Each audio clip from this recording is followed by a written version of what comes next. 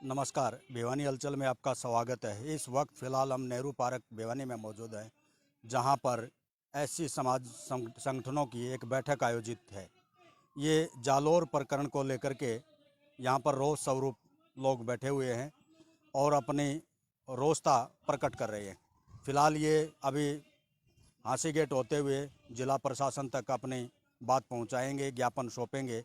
उससे पहले जो इनके वक्ता है या ये कह सकते हैं जो सामाजिक संगठनों के पदाधिकारी हैं, उनसे बात कराएंगे।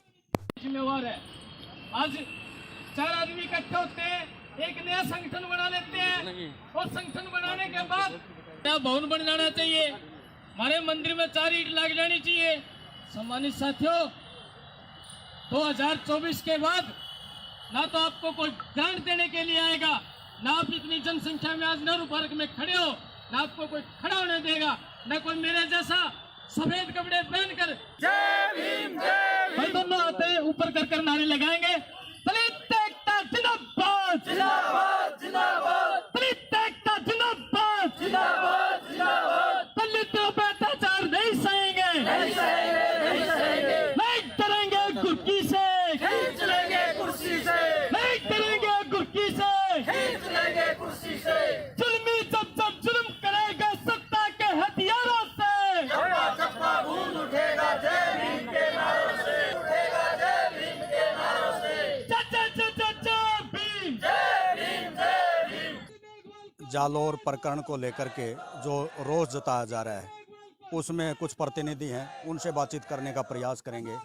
आखिर क्या मामला है, क्या जालोर प्रकरण को किस रूप में देखते हो आप? मेरा तो ये मानना है जी, ये दिन प्रतिदिन जो अनुसूचित जाति जितने भी इस देश में अत्याचार हो रहे हैं, मेरे हिसाब से सरकार राजस्थान ने जो ये उनका समर्थन कर रही है वो गलत है। उस बच्चे को न्याय मिलना चाहिए और उन सब ने मिलके जो एकता का प्रदर्शन किया, राजस्थान सरकार ने उन पर लाठियाँ बरसाई, ये बहुत ही गलत है। आज पूरे देश में और मैं तो ये कहूँगा पूरे वर्ल्ड में ये रोष है कि उस बच्चे का केवल यही एक कसूर वो अध्यापक मानता है कि उसने मेरे मटके के हाथ लगाया। उस बच्चे को क्या पता ये पानी किसका है, ये मटका किसका है। उसे प्यास लगी थी और उसने वो पानी पी लिया और उस अध्यापक ने उस बच्चे को, यदि उसकी कोई मानसिकता गलत थी तो उसको प्यार से समझाना उचित न करके उन्होंने उसकी पिटाई की और उस बच्चे की हत्या हो गई। तो मैं तो इस संगठन की तरफ से और सभी साथी आज जो भिवानी में ये प्रदर्शन रोष प्रदर्शन कर रहे हैं, इन सब को आज राष्ट्रपति के नाम ज्ञापन देंगे और हमारे प्रधानमंत्री और जितने भी जो शहर हैं उनमें सब प्रदर्शन हो रहे हैं। तो राजस्थान सरकार को ये सोचना चाहिए, उस परिवार को न्याय देना चाहिए और उस परिवार का जो आर्थिक रूप से नुकसान हुआ है उसका पूरा जो है ना भर्षण करना चाहिए। शुक्रिया सर। क्या कहना चाहेंगे जालोर प्रकरण को लेकर के? जालोर प्रकरण एक बहुत दर्दनाक घटना है और आज नहीं हजारों सालों से ये जो कुरीतियां हैं जो चली आ रही हैं एक समाज को लेके। तो जो जितेंद्र बेगवाल के साथ हुआ और किसने किया, एक टीचर ने, एक स्कूल में ऐसा हादसा हुआ है, तो उसकी हम भर्त्सना करते हैं। और ऐसे लोगों पे जो मनोवादी सोच के लोग हैं, जिनकी इतनी घटिया मानसिकता है, उन लोगों के प्रति वहाँ की सरकार भी कड़ी से कड़ी उनको सजा दे और फांसी की सजा होनी चाहिए। सुनील जी, क्या कहना चाहेंगे? एक शिक्षक का काम शिक्षा देना होता है और ये एक जातिवाद फैलाना है, एक किस्म का राष्ट्र में विद्रोह करना, इस टाइप का हम शिक्षक की कह सकते हैं। आप किस रूप में देखते हो? वर्तमान जो समय चल रहा है वो धर्म की कट्टरता इतनी बढ़ गई है कि जो धार्मिक लोग हैं वो भी शिक्षक बन बैठे हैं और ये उस शिक्षक की मानसिकता को दर्शाता है कि वो शिक्षक है ही नहीं, वो तो बैकडोर से कोई ना कोई एंट्री हुई है, इसलिए उसने इस प्रकार की घटना की है। जालोर की जो घटना है उसकी जितनी निंदा की जाए वो कम है।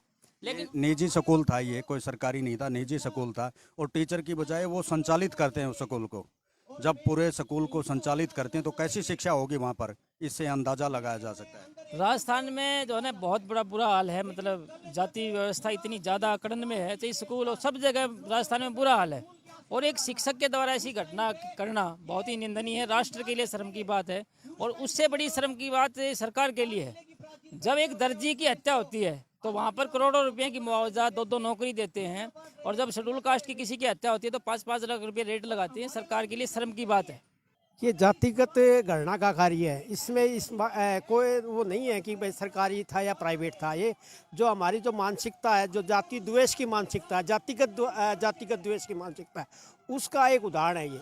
और ऐसी घटनाएं समाज में ना दोबारा घटे, क्योंकि हम एक नागरिक सभ्य समाज में रह रहे हैं। और ऐसी घटनाएं जातिगत ईर्ष्या से मानसिकता वाले अगर घटनाएं घटती हो, एक सभ्य समाज के नाम पे कलंक है। और हमारा आज का रोष प्रदर्शन इस रूप में, एक प्रतीक के रूप में है कि ऐसी घटनाएं दोबारा से ना घटे। और एक सामाजिक ताना बाना जो है, एक सामाजिक सद्भाव है, संविधान जिस रूप से लागू है, कानून का शासन जिस रूप से लागू है, और उस रूप से यानी कि उन ताकतों को सक्रिय जातिगत ऐसी ताकतों को कमज़ोर करने की बात है। और इसीलिए आज हम इंद्र कुमार मेघवाल की जो को न्याय दिवाने के लिए, उस परिवार को न्याय दिवाने के लिए एक जातिगत द्वेष के साथ ये एक मानसिकता हुई है। और इस रूप में आज हम सब SC ST OBC के जो जन संगठन है, इस रूप में इसको देख रहे हैं, इस घटना को। किस प्रकार की मानसिकता है एक शिक्षक की मानसिकता, या देश में इस तरह की जातिगत जो समय समय पर घटनाएं होती हैं, उसको आप किस रूप में देखते हो? मेरा तो अपना विचार मैं बताता हूँ। ये सरकार जो है ना, इस साइड में चल रही है कि सारा ये मनोवाद बढ़ता जा रहा है। दिन पर दिन पॉलिसी ऐसी बनाई जा रही है कि भाई लोग ये ज़्यादा से ज़्यादा समाज का विघटन हो। और जिसने भी, मुझे नहीं पता कोई किस कास्ट का वो टीचर था, जो भी उसने किया गलत किया। इससे समाज 75 साल बाद हमारे समाज का यह आईना है, तो आगे जाकर क्या होगा। मैं किसी कास्ट के ऊपर ये नहीं कहता वो ब्राह्मण था या राजपूत था, जो भी आदमी था उसको सजा मिलनी चाहिए। जैसा कि अभी आप लोगों ने सुना, नेहरू पार्क में जो विभिन्न सामाजिक संगठनों के जो प्रतिनिधि थे, उनमें एक रोष है।